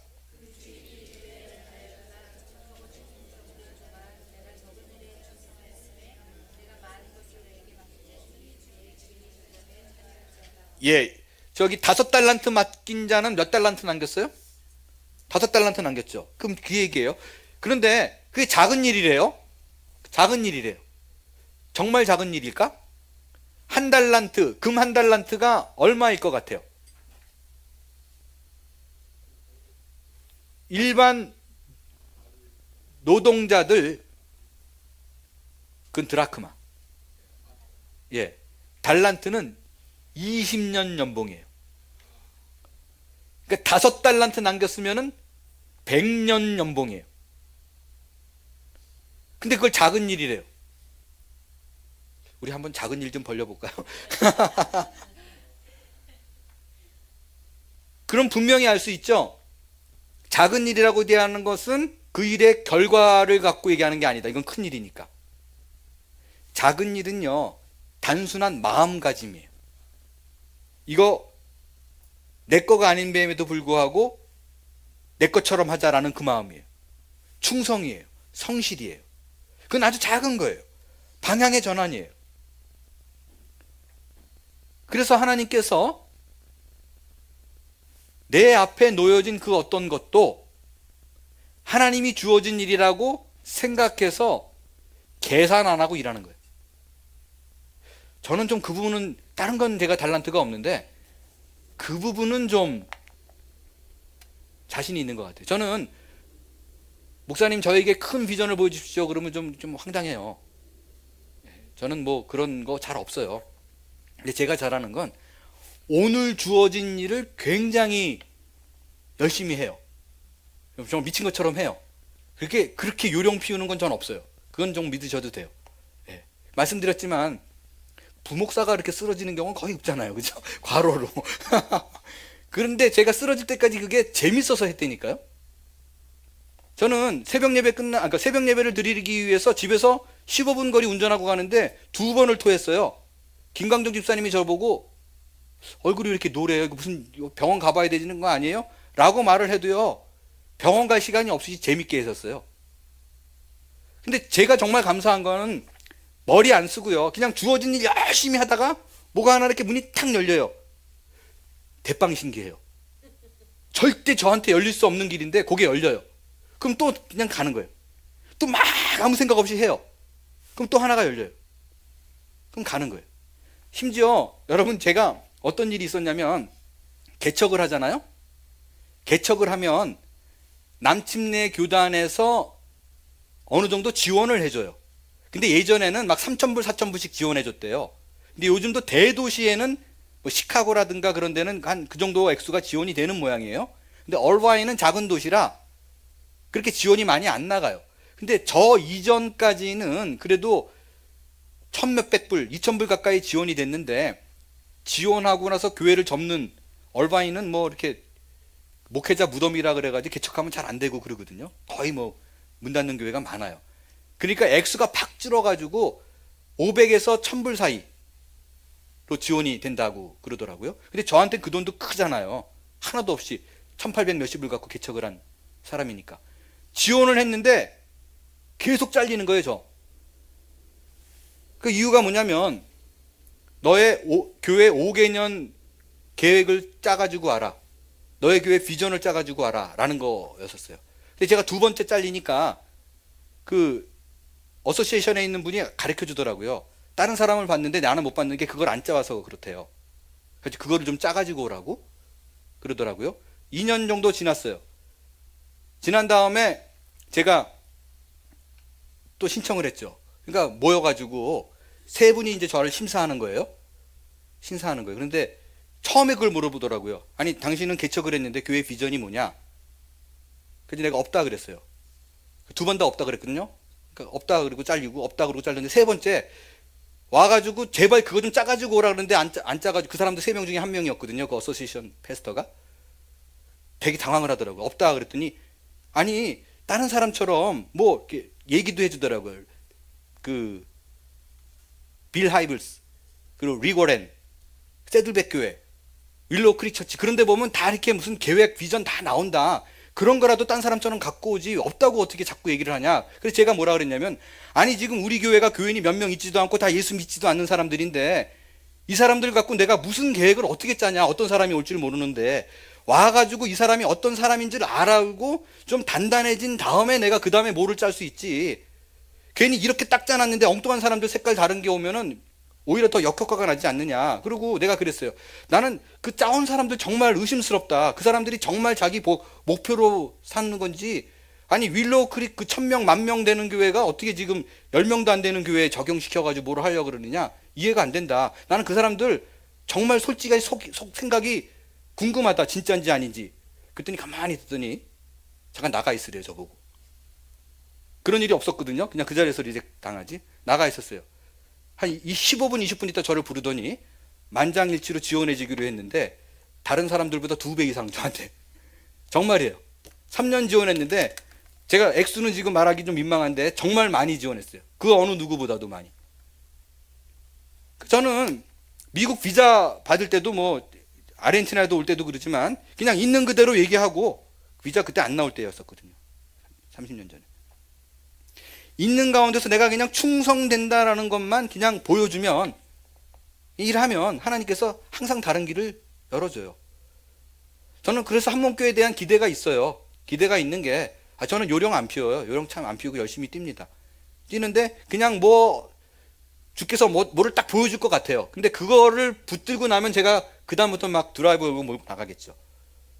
근데 그 전까지는 제가 올 때 우리 그 안수 집사님들이 저를 운영위원회 분들이 얘기할 적에 제가 부탁드린 게 있어요. 저는 막 저는 큰 교회도 계속 있어 봤거든요. 큰 교회도 있고 작은 교회 있었는데 그거보다 중요한 건 지금 내실을 다지는 게 중요하다. 내실. 그렇지 않나요? 그러니까 어떤 막 교회 사람들이 숫자가 늘어나고 그런 것보다 우리 안에 먼저 다져놓고 그 다음에 생각하자. 그래서 여러분 딴 계산하지 말고요. 진짜 그 계산은 주께 맡기고 그냥 내게 주어진 일을 충성할 적에, 작은 일을 충성하면 그냥 그 마음과 마인드라니까요. 하나님이 뒤를 열어주게 될 줄로 믿습니다. 자, 당신이 교회 밖이나 안에서 찾을 수 있는 봉사의 영역을 생각해 보십시오. 여러분들의 달란트를 좀 구분해서 교회 밖 교회 안으로 좀 적어줬으면 좋겠어요.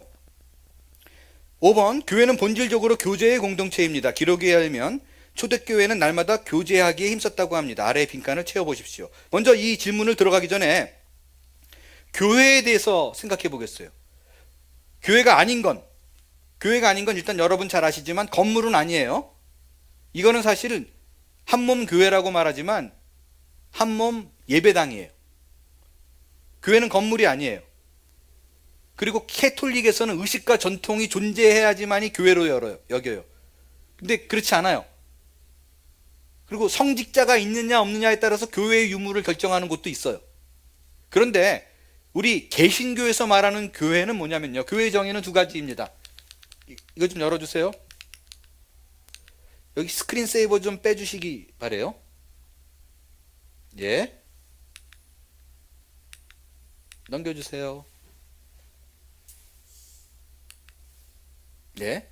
교회의 정의 앞으로 좀 넘길게요. 여기 두 개 한꺼번에 다 떠 있나요? 네. 교회의 정의가 뭐냐? 첫 번째가 하나님의 백성을 총칭하는 이름이에요. 내가 교회예요. 내가 예수를 믿은 후에 하나님의 백성이 되면 그게 교회예요. 두 번째가 뭐냐면 구원받은 성도들의 뭐다? 모임. 두세 사람이 모인 곳에 나도 그들 중에 있느니라. 모임. 교인끼리 약속받고 그 자리에 둘이 만나 교회예요.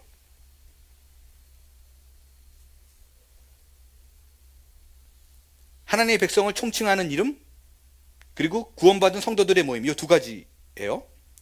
교회라는 말이 헬라어로 에클레시아예요.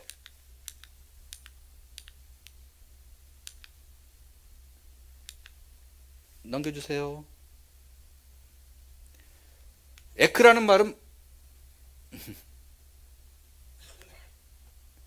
에크라는 말은 뭐냐면요, out of예요. 무엇인가로부터 밖으로예요.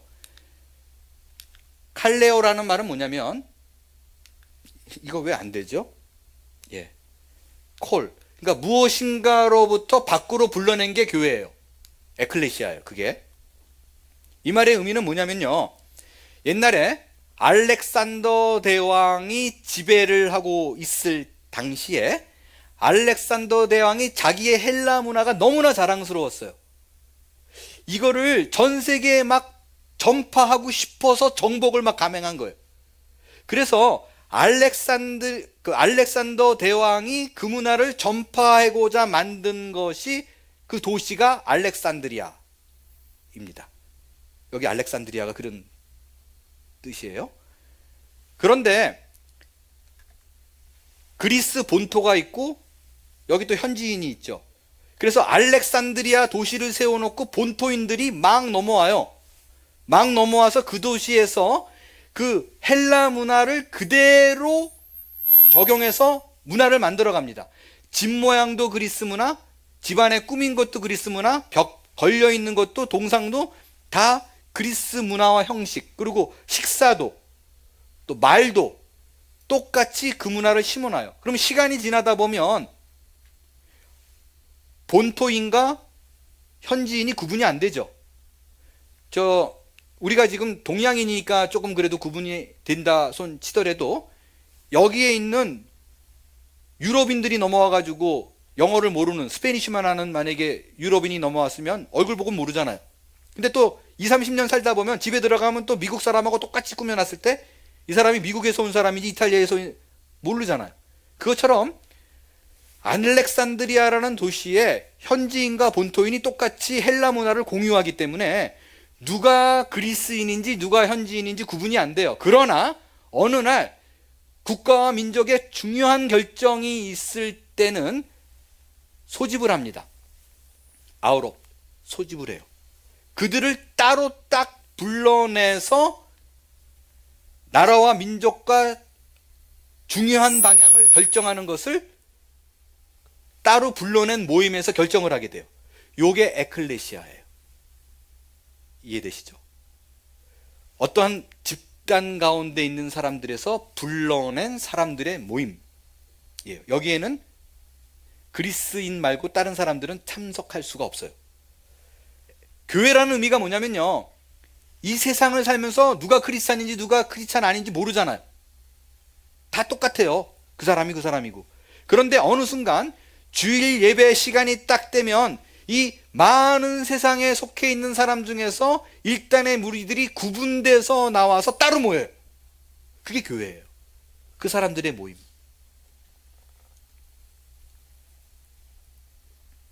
모여서 뭐 했나? 교제에 힘썼다라고 돼 있어요. 교제에 힘썼다. 그래서 야, 교회에 무슨 사람 보러 가냐? 사람하고 노는 생각하지 말고 하나님만 맞는 얘기인데, 제가 아까 얘기 드렸죠. 우리의 첫 중심은 하나님께이지만 우리에게 주어진 사명은 둘레 있는 사람과 교제하는 거예요. 그래서 이것도 우리에게 주어진 사명이에요.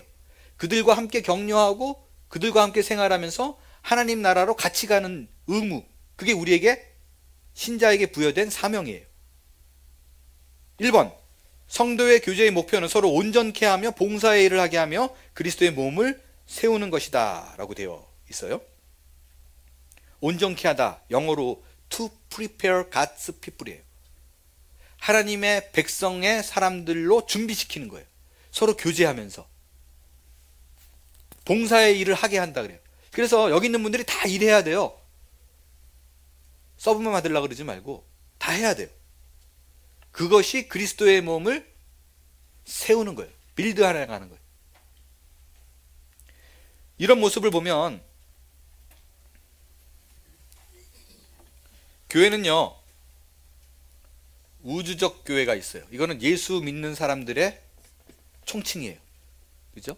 그건 우주적 교회. 그건 죽은 사람도 있고 앞으로 태어날 사람도 있고 지금 현재 있는 사람도 있어요. 그리고 우리가 흔히 말하는 그 지역교회, 이런 건물 안에 있는 사람들도 있어요. 로컬 처치들. 그런데 로컬 처치에 나와 있다고 해서 다 예수 믿는 사람 아니잖아요. 비즈니스 관계로 나와 있는 사람도 있고 인간관계에 끌려가지고 매력을 느껴서 나와 있는 사람도 있고, 예수를 믿고 집단의 무리 가운데 속해 있는 요 C가 사실 크리스찬이에요.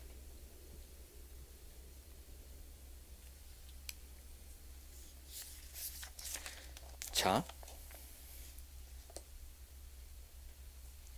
2번. 이 목표를 성취하기 위하여 우리는 무엇보다 먼저 모이기를 힘써야만 합니다. 자주 모여야 돼요. 자꾸 얼굴을 봐야만 합니다. 사랑하는 관계는 만남이 잦을수록 더 깊어져 가요. 그죠? 초대교회는 날마다 모이기에 힘썼습니다. 3번. 무엇보다 서로 돌아보아 사랑과 선행을 격려해야만 합니다. 히브리서 10장 24절 읽을게요. 시작. 예, 모일 때마다 서로 물고 뜯고 욕하고 이러면 안 돼요. 그냥 서로 칭찬해주고 서로 잘했다 그러고 눈 감아주고 박수 쳐주고 칭찬으로 세상을 바꿀 수 있는 공동체. 격려하는 공동체가 교회예요. 6번, 교회의 사명은 전도와 선교에 있습니다. 전도와 선교는 본질적으로 구분할 수 없는 개념이지만 전도의 대상이 다른 문화권에 사는 사람일 경우에는 우리는 선교라는 단어를 사용합니다. 1번, 로마서 1장 14절에서 15절에 의하면 바울은 어떤 사람의 심정으로 전도하고자 했습니까? 로마서 1장 14절 15절 시작.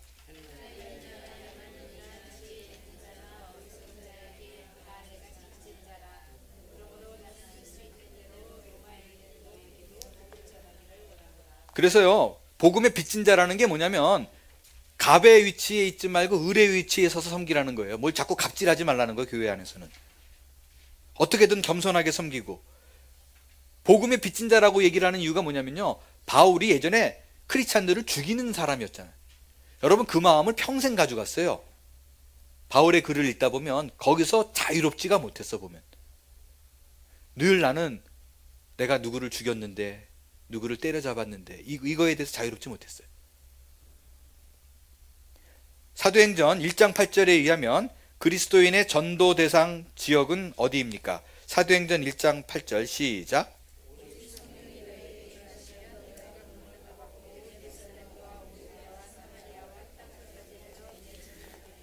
여기서 보면요, 예루살렘, 온 유대, 사마리아 땅끝, 이 표현이 뭐냐면요, 협소한 지역에서부터 점점 범위가, 지역이 넓어져 가고 있어요. 예루살렘, 온 유대, 사마리아 땅끝. 그죠? 그래서 전도에 대상할 적에 그냥 내 옆에 있는 사람부터 먼저, 자주 만나는 사람부터, 눈에 띄는 사람부터 도를 그냥 전하는 일이 시작이에요. 마태복음 28장 18절에서 20절을 지상명령이라고 합니다. 나름대로 다시 요약해 보십시오. 여러분, 지상명령이 무슨 뜻이에요? 지상명령 그러면 대부분 땅지의 윗상 그래가지고 땅에서 한 명령 뭐 이렇게 생각을 해요. 근데 아니에요. 지존할 때 그 지자예요. 그래서 The Great Commission이에요. 위대한 명령이에요. 최고의 존엄한 명령이다. 그 명령이 뭔가? 마태복음 28장 18절에서 20절 함께 읽겠습니다. 시작.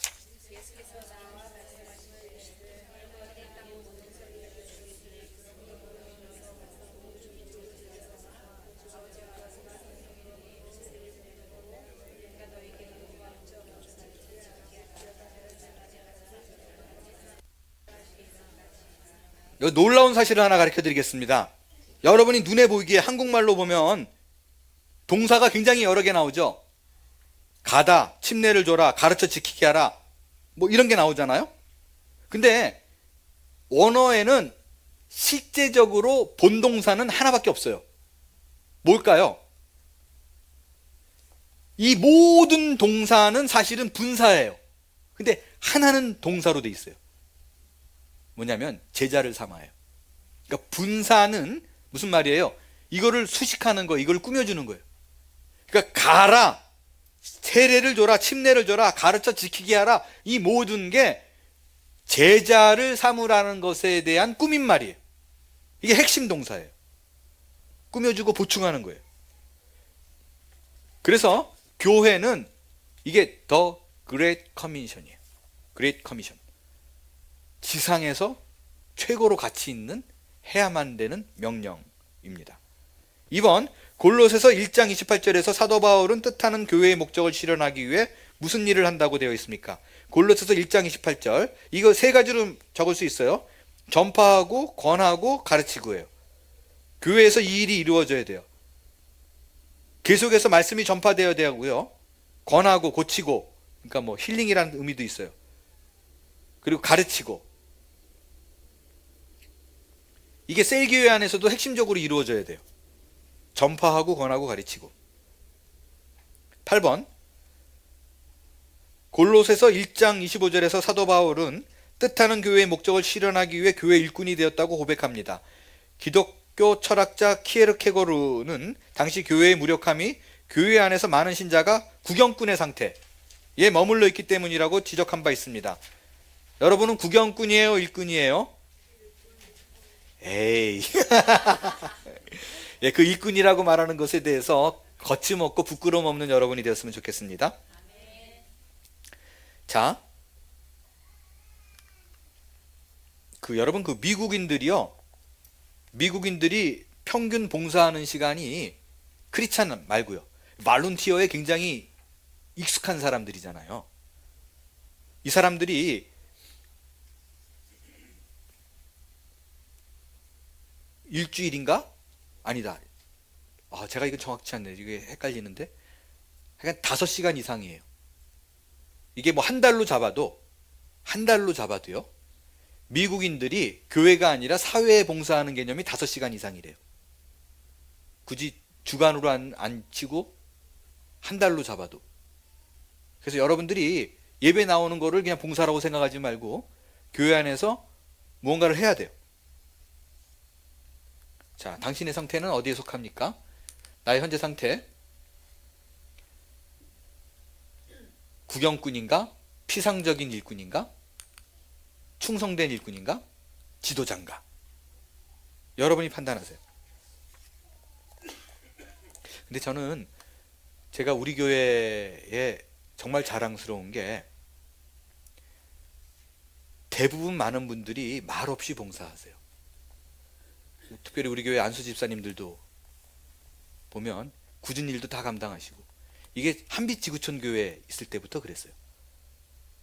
보면 커피 나르고 청소 대걸레자루 들고 뛰고 빗자루 들고 뭐 쓸고, 이게 대부분 다 안수 집사님이셨어요. 그 색깔과 흐름이 좀 계속해서 이어왔으면 좋겠습니다. 9번, 골로새서 1장 24절에서 사도 바울이 그리스도의 남은 고난이라고 말한 것은 무엇을 의미합니까? 성 어거스틴이 교회는 그리스도의 성육신의 연장이라고 말한 바와 연관시켜 생각해 보십시오. 골로새서 1장 24절 시작.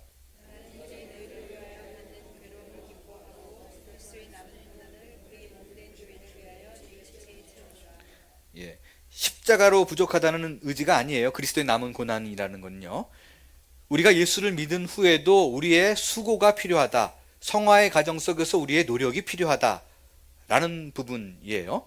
물론 여러분이 봉사를 하지 않는다고 해서, 그 성화의 과정 속에서 노력을 하지 않는다고 해서 자녀가 캔슬되는 건 아니라고, 취소되는 일은 없다고 여러 차례 걸쳐서 말씀을 드렸어요. 제가 한국에 1년 반 나가 있는 동안에 그 기간이 사실 우리 큰아이에게 있어서 그 11학년, 12학년 기간이었어요. 가장 예민할 때잖아요. 대학 그걸 앞두고 굉장히 예민하고 뭐 그럴 적에, 제가 없는 사이에 그 생전 대들지도 않고 말대꾸도 안 했던 큰아이가 엄마한테 막 대들기를 시작한 것 같아요. 그래서 엄마가 감당을 못하는 거예요. 근데 저는 이제 느낌이 안 오거든요. 얘가 뭐 대들어본 일이 없기 때문에 느낌이 안 온다 그러니까, 우리 아내가 현장 중계를 하더라고요. 전화를 걸어놓고 싸움을 시작했어요. 그래가지고 우리 애가 이렇게 달라졌어요 라고 이제 들려주는 거예요. 막 서로 이제 뭐 크게 아규하고. 그때 그러니까 아내가 이제 싸웠던 그걸 보니까 뭐 이거였었어요. 그 내용을 들어보니까 그때 이제 막 라이브로 들리는 거죠. 내가 너한테 뭐 큰 걸 요구하는 게 아니잖아, 그러면서 3가지를 요구하더라고요. 그 청소 일주일에 한 번, 쓰레기통 밖에 내놓으라는 거, 그리고 이제 집에서 예배를 드리니까 헌금통을 다시 그라지로 옮겨 놓으라는 거, 그리고 예배 전에 베큐um 해 놓으라는 거. 이 3가지밖에 아니잖아, 그렇게 얘기했더니 다른 사람들이 와, 되게 많이 하는 거라 그러더라고요. 그 정도면. 그렇습니까? 그러니까 막 이제 그 3가지를 안 해놓는다고 어떻게 매주마다 그 얘기를 하냐, 그러고 이제 야단을 치는 거예요. 말을 안 들어요. 그런다고 아들에서 파버리나요? 호적에서? 계속 싸우고 소리 지르고 그래도 그렇게 하도록 만들려는 거 아니에요. 그래서 우리에게 그 싸움이 있다는 거예요. 우리가 자녀가 되는 건 취소가 안 되는데, 하나님이 계속 지속적으로 우리로 하여금 일꾼 만드는 싸움은, 지금 이렇게 얘기를 들으면서 부담스러워 이런 분이 있으면 주께서 얘기하시는 거예요. 지금 좀 하라고, 그 일 하라고. 뭔지 모르지만 그게 바로 출산의 고통을 지난 성장의 고통, 그것이 이제 성육신의 연장이다, 뭐 이런 표현을 쓴다라는 거죠. 정리하면요, 교회의 몸은 예수님의 몸입니다. 하나님의 뜻을 이루기 위해서 교회라는 이름으로 이 땅에 세운 거예요. 교회는 구원의 복음을 전하는 공동체여야 되고, 구경꾼이 아닌 일꾼이 되어야 되고, 일꾼이 되기 위해서는 반드시 여러분들이 스스로 결단을 가져야 돼요. 목사가 하는 역할이 이 일이라고 누차 말씀드렸던 이유 중에도 하나가요, 보니까 작은 경험이 다일 수는 없어요. 근데 개척교회를 했을 적에 어떤 경험이 일어나냐면, 목사가 솔선수범을 보이려고 막 다 하니까 나중에 교인들이 아무것도 안 하더라고요. 당연히 그냥 해야 되는 걸로 알고. 그래서 제가 이건 아니지, 힘들어서가 정말로 아니에요. 그렇게 교회에서 일이 많이 없어요. 근데 자꾸 이런 거에 부딪히는 거예요. 여러분들로 하여금 격려하고 코치해서 함께 공동체에 능동적으로 참여하게 만드는 거, 한 몸으로 교회를 같이 세워나가는 거, 몇몇 사람의 힘이 아니라 그 일을 같이 하자는 것입니다. 영적인 집과도 같은 것이, 성 키프리어는 교회를 어머니처럼 섬길 수 없는 사람은 하나님을 아버지라고 부를 자격이 없다. 이건 저는 크게 동의하진 않아요. 그냥 섬김과 상관없이 우리는 구원받은 순간 자격이 있어요. 어쨌든 교회는 영적인 어머니 혹은 영적인 집과 같은 곳이어야만 합니다. 집은 어머니의 품처럼 자유로움과 책임감을 동시에 추구하는 교회이기를 소원합니다. 우리는 우리 교회의 분위기가 주 안에서의 자유로움과 사랑 안에서의 책임감으로 특성화되기를 원합니다. 이게 무슨 말이냐? 갈라디아서 5장 1절과 5장 13절을 비교해서 보겠어요. 둘 다 읽을게요. 5장 1절 시작.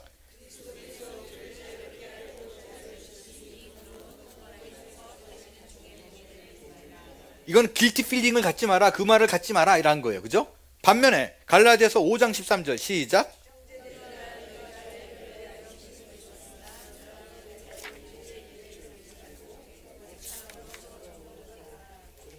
아니, 종의 멍에를 매지 말라 그래 놓고 또 종로로 타라 그러고, 이게 또 다른 사람이 썼느냐? 똑같이 사도 바울이 썼어요. 그러면 다른 책에서 썼느냐? 아니야, 똑같이 갈라디아서요. 몇 절 안 넘어가서요. 이게 무슨 의미일까요? 다시 말씀드리지만, 내가 길티 필링을 느끼게 하는 것은 사단의 소리예요. 성령은 내가 죄 가운데 있거나 어려운 일을 겪으면 이게 죄구나 라고 깨닫게 하는 역할이에요. 근데 그걸로 눌려가지고 힘들게 하는 거는 종의 멍에를 매는 거예요. 하지 말라는 거예요. 그러나 그럼에도 불구하고 responsibility, 책임 있게 행동하라는 거예요. 그거는 성령의 음성에 순종되어지는 사람은 그 성령의 소리를, 죄를 질책하는 소리가 아니라 죄임을 알게 하고 서로 섬길 수 있는 낮은 위치에서 의뢰의 위치에서 들어갈 수 있다는 거예요. 그 두 가지를 한꺼번에 다 얘기하고 있어요. 자, 거의 마지막으로 다 왔는데요.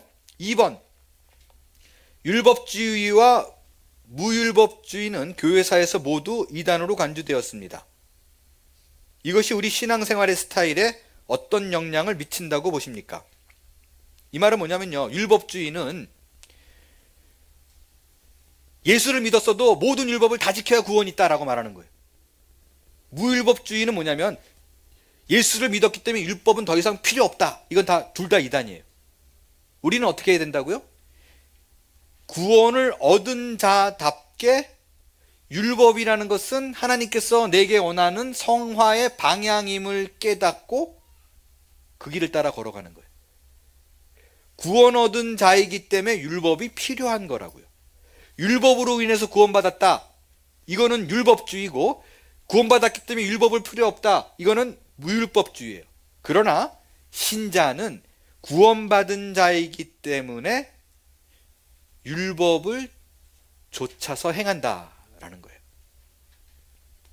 율법의 세 가지 역할을 또 강조할게요. 첫 번째가 나는 안 된다는 걸 알게 하는 거죠. 죄를 깨닫는 거예요. 두 번째가 예수가 필요함을 알게 되는 거고, 세 번째가 성화의 삶을 살도록 가게 한다라는 거예요. 앞서 적었으니까 또 안 적어도 될 거예요. 마지막으로 다 왔습니다. 10번, 당신의 건강한 교회 생활을 위해 개선하거나 보완해야 될 신앙의 결단들을 정리하십시오. 여러분 스스로 정리하시기를 바랍니다. 교회 생활의 중심은 하나님입니다. 사람이나 시설이나 프로그램으로 모이는 것을 잘 조절해서 하나님께 그 방향으로 흐르게 하는 것이 목사의 역할이에요. 그래서 교회 생활은 능동적으로 하고 적극적으로 하십시오. 마지막으로 제가 예를 하나 들고 마칠게요. 제발 그랬으면 좋겠어요. 여러분이 갖고 있는 생각의 틀을 깨야지 하나님께서 내게 요구하시는 음성, 그 방향을 들을 수 있습니다. 제가 한국에 있는 교회에 누가 뭐라 그래도 목작감이에요. 사람 대접하기 좋아하고 신앙적인 지식도 좋고, 근데 개인적으로 시간을 뺏기는 걸 되게 힘들어 하시는 분이에요. 근데 목자가 필요해요. 그래서 목자를 권했어요. 그랬더니 기도해 보시겠다 그러더라고요. 근데 이제 2주 3주 지나서 안 되니까, 한국에 있었을 때니까 황성주 목사님이 또 직접 권유하셨어요. 목자를 좀 해보면 어떻겠냐고. 그리고 또 3주가 지났어요. 제가 또 만났어요. 그래가지고 왜 목자를 안 하시는데요? 그랬더니 시간이 더 필요하대요. 지금 뭐냐 그랬더니 하나님께서 내게 목자를 하라 그러는 음성을 안 들려주셨대요. 그래서 제가 뭐라 그랬냐면, 아니 뭐를 원하시냐 그랬어요. 그랬더니 하나님이 구체적인 지침으로 내게 말씀해 주시는 거를 원한대요. 아니, 그 목자론을 우리가 9강 때 할 거거든요. 그것도 이미 다 6시간을 통해서 들었고, 우리가 이제 9강 때는 제가 2시간으로 줄여서 할 텐데 그때는 6시간 했거든요. 6시간짜리를 또 다 들었고, 제가 만나서 목자하라고 권유하고, 황성주 목사님이 만나서 권유하고, 또 제가 만나서 권유하고, 이거 이상 확신한 하나님의 음성이 어딨냐, 뭘 기대하냐. 그랬더니 그래도 뭔가 좀 분명한, 그렇게 얘기하시더라고요. 아, 답답해요. 왜 그런 얘기 있죠? 어떤 사람이 물에 빠져가지고 하나님 제발 나를 건져주세요 그랬더니, 어떤 사람이 이렇게 지나가다가 배를 타고 지나가다 타세요 그랬더니 이 사람이 그러더래요.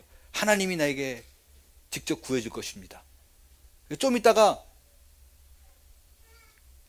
배가 하나 지나가면서 위에서 튜브를 던져주면서 갖고 올라왔더니 하나님이 내게 해주실 거를 믿습니다. 나중에 헬기가 와가지고 밧줄 내려가지고 다 그랬더니 하나님이 해주실 걸 믿습니다. 그럼 결국 죽었대요. 그래서 올라가가지고 따졌다는 거 아니야. 하나님께 해주시지 않고 왜 그랬냐 했더니 하나님이, 야, 사람도 보내고 배도 보내고 비행기도 보냈는데 더 이상 뭘 어떻게 하라고. 남의 얘기가 아니에요. 여러분에게 들려오는 어떤 음성들을 외면하지 마십시오. 그래서 적극 순종해서 주께서 원하시는 교회 생활, 예배의 삶, 여러분의 삶 속에서 가득 누리게 될 그날이 오게 될 줄로 믿습니다. 기도할게요. 주님 고맙습니다.